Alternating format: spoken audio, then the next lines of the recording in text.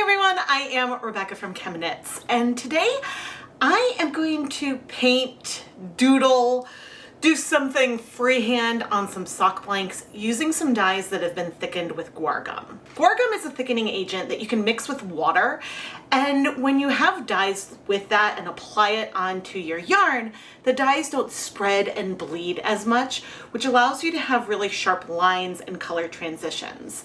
And I made this guar gum at a ratio of 1/4 teaspoon of guar gum per cup of water.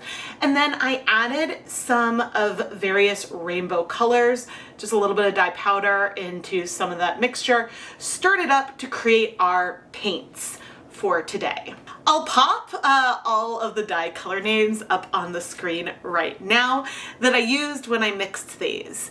Today is Tuesday. I mixed these on Friday, so I stored the dyes, which I'll show you in a minute.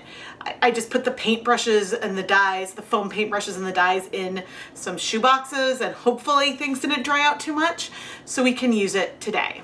Now, I said I'm going to dye some sock blanks today. This is a double-stranded hawthorn sock blank from Knit Picks, which means that there are two 50-gram balls of yarn that were knit together to create this blank. And a blank is just a knit piece of fabric that is a canvas for you to dye to then unravel to turn the yarn into something else.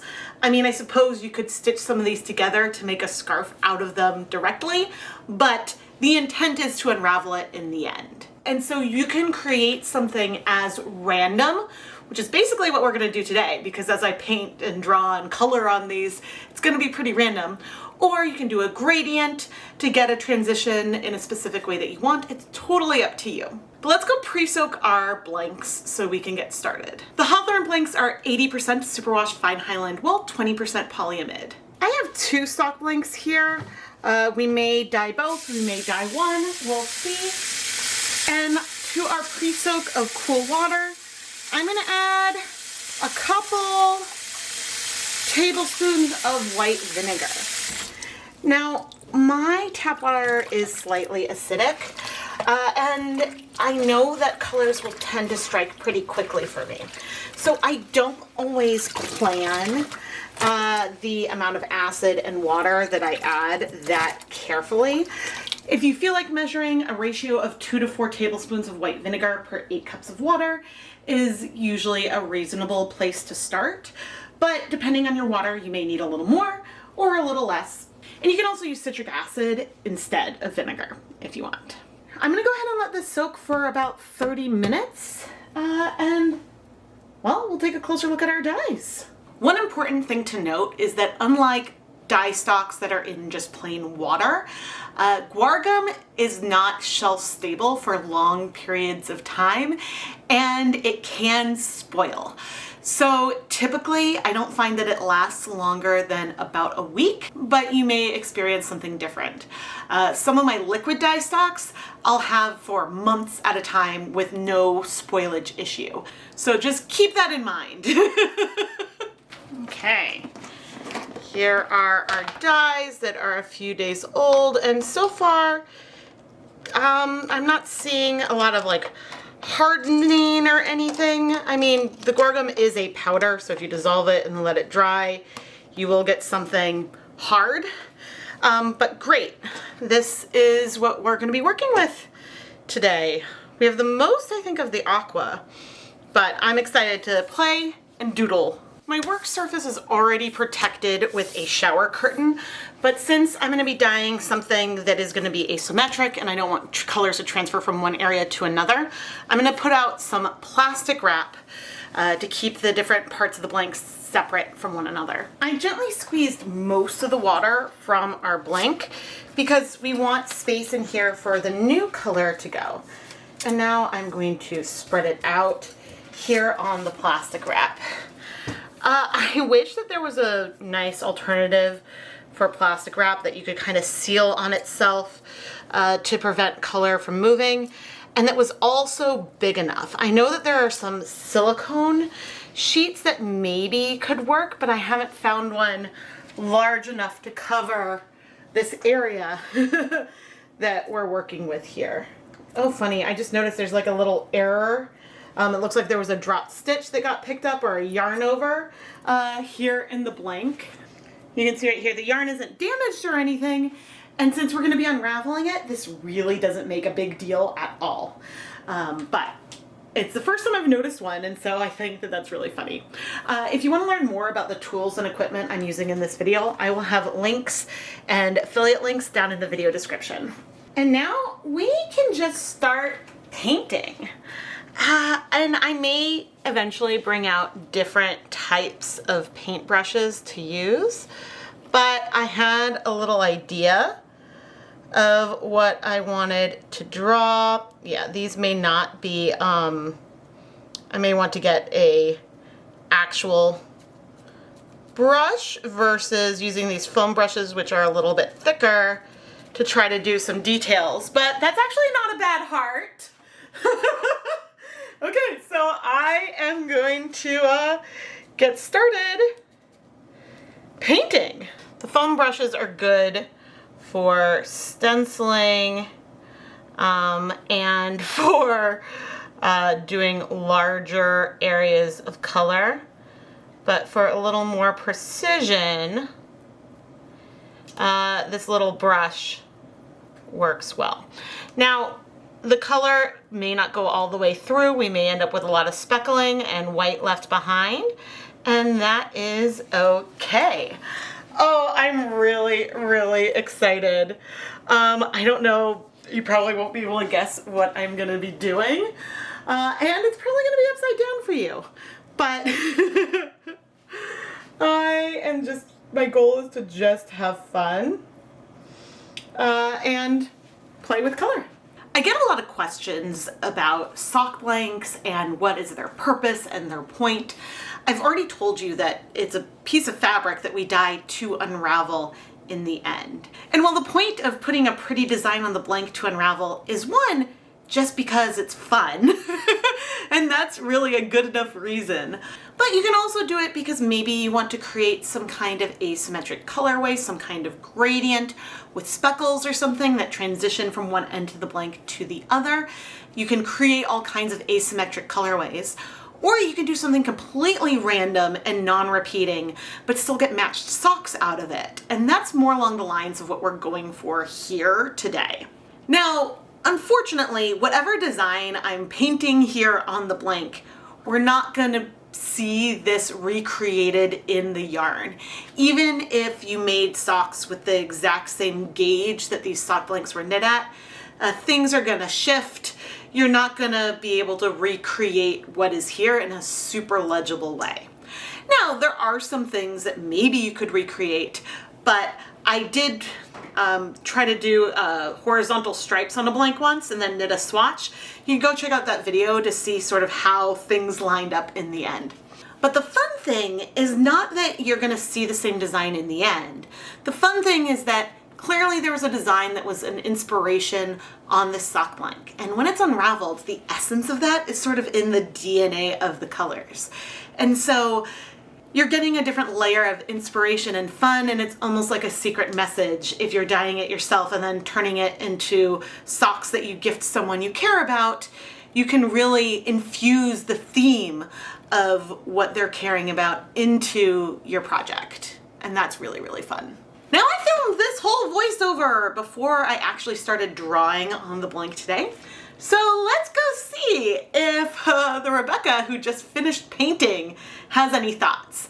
And please remember that while I am an artist, I play with color in a very abstract way. I am not super talented when it comes to drawing. So please keep that in mind. I did not have the idea to do sort of an emoji theme until I got here and picked up the paintbrush. But I think that this is really cute. It's cartoony, and you can envision, maybe not easily, how it might work up. In that it's mostly gonna have some white with this aqua background that has maybe some hints of green in there. And then there might be a section of like a pixelated blue, you know, the green, the purple, the orange there, but then bigger sections of the yellow with these other colors in it as we move along the blank.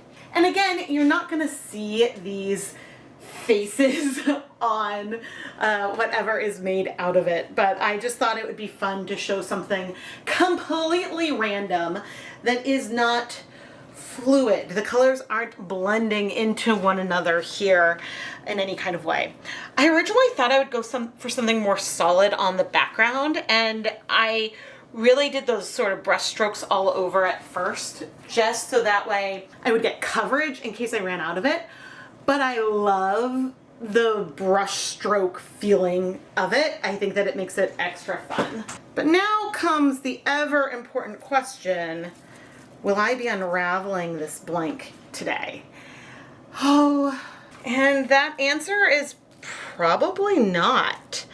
I don't really see myself unraveling it because, think about it. This is going to be a really fun yarn unravel. And this is where I get torn, because unraveling it is great content for videos. But on the flip side, I'm going to add a little more plastic wrap on, just that way I can hopefully avoid transferring colors from one section to another. We're going to go steam set this blank. Now, people, for video content, I want to unravel blanks, right? I'm carefully folding that over. Hopefully we won't have transfer there, and we will roll up the whole blank. You can see that we did get some color going through to the other side, but we have a lot more white there. So for video content, it's great to unravel blanks. But in my experience, customers are more likely to buy an intact blank and prefer to unravel it themselves versus having me unravel it for them. So those are the things I constantly weigh back and forth. Now I'm going to go ahead and steam set this for 30 minutes in my steamer basket. I'll show it to you when we go and remove it. And I think I'm going to lay out some more plastic wrap so we can dye our other blank in a way that I don't know how I'm going to do it, but I think I'm going to go for something more abstract. The unravel or not unravel question is one that I debate a lot, because as I alluded to, the yarn seller indie dyer and the content creator YouTuber are at a conflict here. And one thing that I do is if a customer buys a blank and wants me to unravel it for them, then that I'll turn into a short. That's really easy. But it's hard to decide in a video like this what I want to do, because sometimes I can get around this by dyeing multiple blanks that are similar and unraveling one to show how that goes. But for something that's freeform like this, I don't want to paint the second blank the same way I did the first one. I like that first blank, but I want to do something different. I want to let the colors speak to me and really painterly apply them on in this random way. And so I would love to hear your thoughts, because my primary job is as a content creator versus a shop seller, but the inventory and yarn I sell helps me fund everything that I'm doing here on YouTube. I make more money selling yarn than I do from social media, you know? And so that's why those things are at constant odds with each other. So if you want to support the content here, there's many ways you can do that. The biggest way is to go over to the ChemKnits Creations Etsy shop and pick up some hand-dyed yarn that's been featured in one of my videos. Oh, this is so fun. This is definitely way more abstract, clearly, and I think it's a little easier to potentially visualize how this one could work up, because we're going to have sections that are going to be variegated slash speckly, white, red with little orange. Slowly it'll transition to get more and more yellow, then into green and blue and purple, and sort of give us that rainbow gradient feel, but intermixed with white. And the nice thing is, since there's two blanks here, the color transitions of where we first see green will happen in the same place on both skeins. So if I was going to go and dye a second blank in this colorway, the two would have differences between one another, the two blanks would. But within one blank, when you unravel it, you get those two matched skeins. And I think that that is super, super fun. Now, this one is a little bit less nerve-wracking to roll up, because this time if there's color transfer from section to section, it's not gonna affect the design as much. Still have a lot of guar gum left though, so I'm gonna need to do something with that. But I'm gonna go ahead and steam set this for 30 minutes. It's been 30 minutes. Okay, and we're gonna remove the emojis. It does look like maybe we have a little bit of bleeding around the hard eyes, but the mouth is still looking pretty good. We'll open that up in a little bit. Cross our fingers there. And then our painterly one, you can see the back that we got a lot more surface level coverage of this one, so things are gonna have a lot more white in it in the end. But I'm also gonna steam set this one for 30 minutes. And then I guess I'm gonna put the rest of this guar gum back in those containers where I had it, because I haven't decided what I wanna do with the rest of it yet. I mean, by the time this video comes out, I'll have already done something, but if you have suggestions for things you'd like to see me do with guar gum, please let me know down below. Okay. Now I'm just gonna have to let both blanks cool so I can unwrap them and wash them. I think I'll wash both blanks together. So let's go ahead. One downside of plastic wrap is that it sticks to itself, even though that is the ideal. Ooh, that's so pretty. It's funny when you're just seeing the wrong side and then you get to see the right side come out. Oh, I love it. This is so fun. Now with guar gum, you do want to rinse it out really well. You don't want it to dry on the yarn. It could get hard, and I don't know if it would then be not as soluble, but soap and water should do it. But what you can see here even is that those light brush strokes, where it's darker, it went through more layers, and where it was lighter, it didn't. But super pretty and no bleeding. But now for the moment of truth, to see if we were able to keep our emoji from bleeding onto itself. So far, so good. Oh my gosh, the hard eyes look so good. My kids are gonna love this one, the laughing, crying face. Maybe it isn't my best looking work, but oh, good. Things worked. I don't want to snag the end. Things worked so well. Oh, I'm so happy. We do have some sections of green, but that was from there being some yellow on the paintbrush, so I intentionally added some more. And it's funny because there's some areas around that you're like, oh, is that bleeding, or is that just the way that the stitches were at that given point? But oh, it looks so good. I don't think I've ever done anything quite like this. I really hope you're enjoying it. But anyway, I'm gonna add some soap to the water. We're not having any color bleed out. I will go ahead and add more soap in.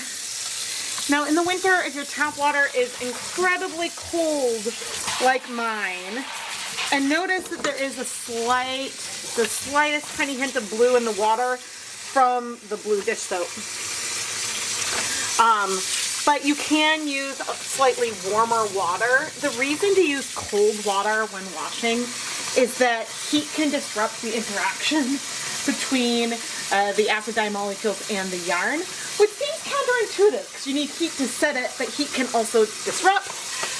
So that's just worth keeping in mind. Now, I am not feeling this time any texture to the yarn. Sometimes yarn that I've dyed with guar gum can feel a little bit slimy when it comes out of a steamer basket. So what I'm going to do, I think, is start rinsing out the soap. I'll go ahead and let the yarn soak in the water for a little while, just so that way any guar gum that's still in there can dissolve. But again, things are feeling pretty good.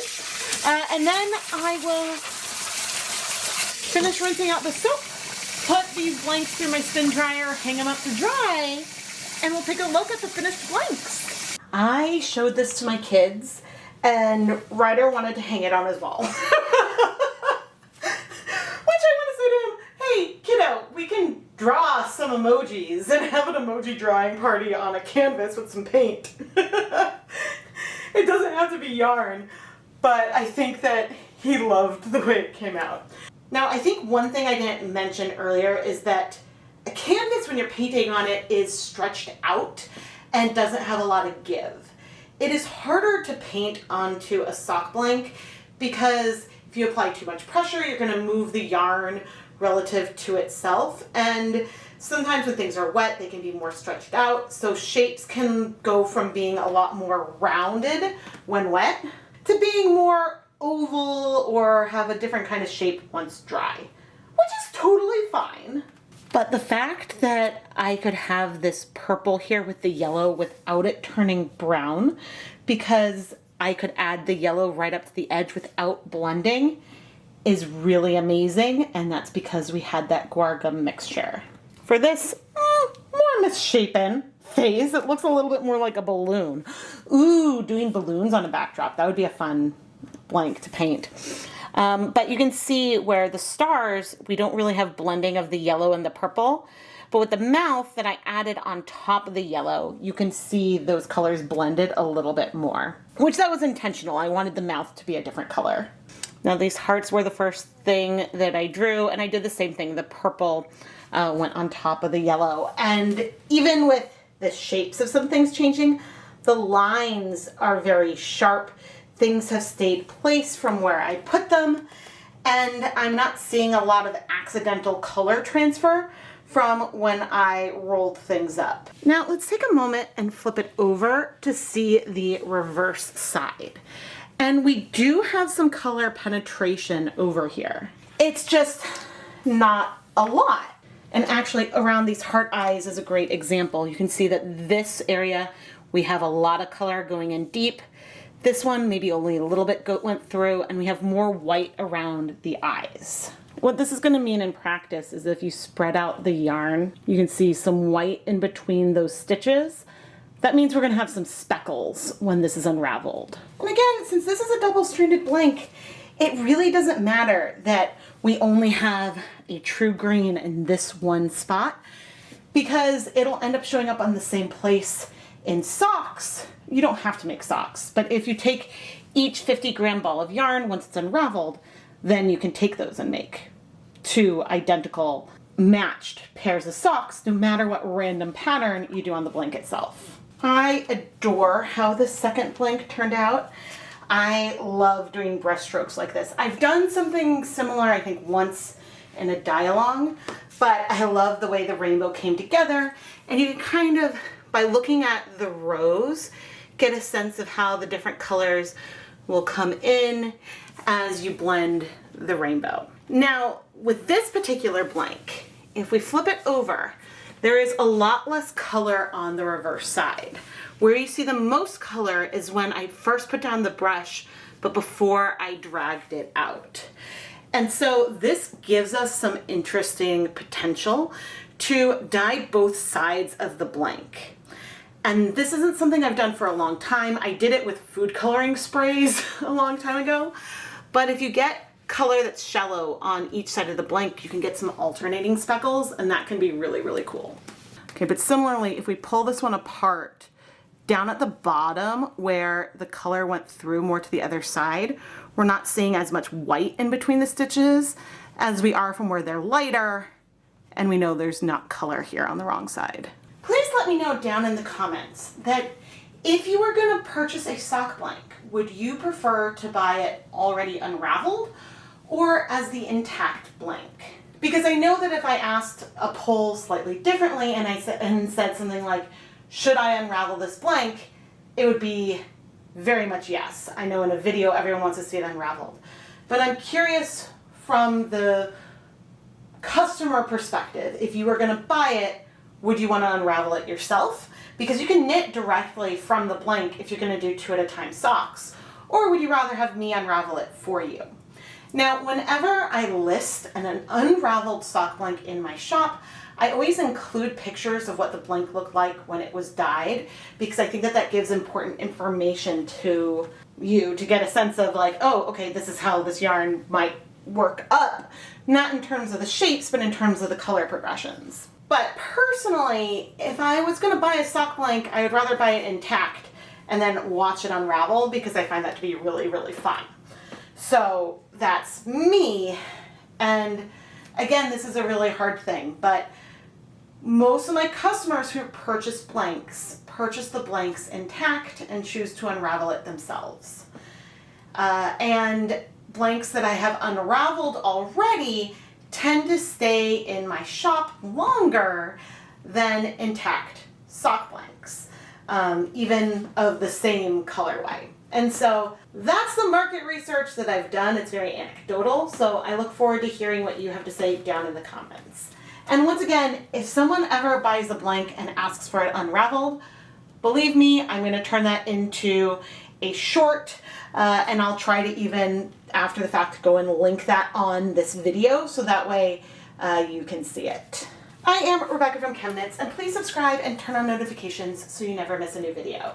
I post at least twice a week, and even though I am sharing more short form content than I used to, this is not coming at the cost of the longer form full tutorials that I share on a weekly basis. So those 2 videos a week are full-length videos, and then there could be a handful of short form videos that I make out of those longer videos.